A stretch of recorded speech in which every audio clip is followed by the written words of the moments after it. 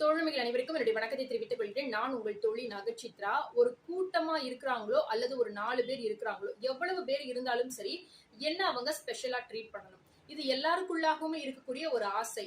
ஆனா இந்த ஆசை நிறைவேற்றப்படணும் அப்படின்னா, அதற்குன்னு ஒரு தனிப்பட்ட குணநலன்கள் நமக்குள்ளாக இருக்கணும். லீடர்ஷிப் குவாலிட்டி அப்படின்னு நம்ம சொல்லலாம். சோ இந்த லீடர்ஷிப் குவாலிட்டி இருக்கும் பொழுதுதான் ஒரு 4 பேர் மத்தியில நாம ஸ்பெஷலா ட்ரீட் பண்ணப்படுவோம். நீங்களும் ஸ்பெஷலா ட்ரீட் பண்ணப்படணும் அப்படின்னு நினைச்சீங்க அப்படின்னா, உங்களுக்குள்ளாக என்ன மாதிரியான குணநலன்கள், என்ன மாதிரியான திறமைகள் இருக்கு அப்படின்றத நீங்க ஒரு 4 பேருக்கு தெரியப்படுத்தியிருக்கணும். அப்படி தெரியப்படுத்தியிருந்தா மட்டும்தான் நீங்க இப்படிப்பட்ட திறமைசாலி அப்படின்றத அவங்க தெரிந்து கொள்வதற்கான வாய்ப்பு உண்டு.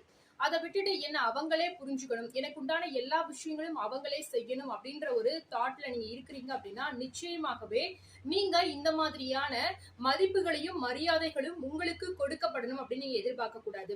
இல்ல நான் என்னுடைய திறமைகளை நான் வெளிப்படுத்தணும்னு நினைக்கிறேன், ஆனா அதற்குண்டான வாய்ப்புகள் எனக்கு அமையல அப்படின்னு சொல்லக்கூடியவங்களா இருக்கீங்க அப்படின்னா, வாய்ப்புகள் உங்களை நோக்கி வந்தாலும் வராவிட்டாலும் இந்த மாதிரியான தலைமைத்துவ பண்புகளை கொண்டவர்கள் தங்களுக்கு உண்டான வாய்ப்புகளை தாங்களே ஏற்படுத்திக் கொள்வாங்க அப்படின்ற மாதிரியும் சொல்லப்படுது.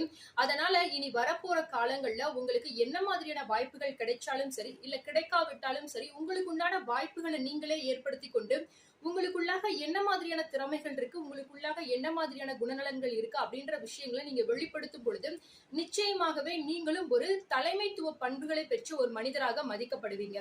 லீடர்ஷிப் அப்படின்றத நிறைய பேர் ஒரு பொசிஷன் அப்படின்னு நினைக்கிறாங்க. ஆனா லீடர்ஷிப் அப்படின்றது ஒரு பொசிஷன் கிடையாது, பை ஆக்ஷன்ல வர்றது.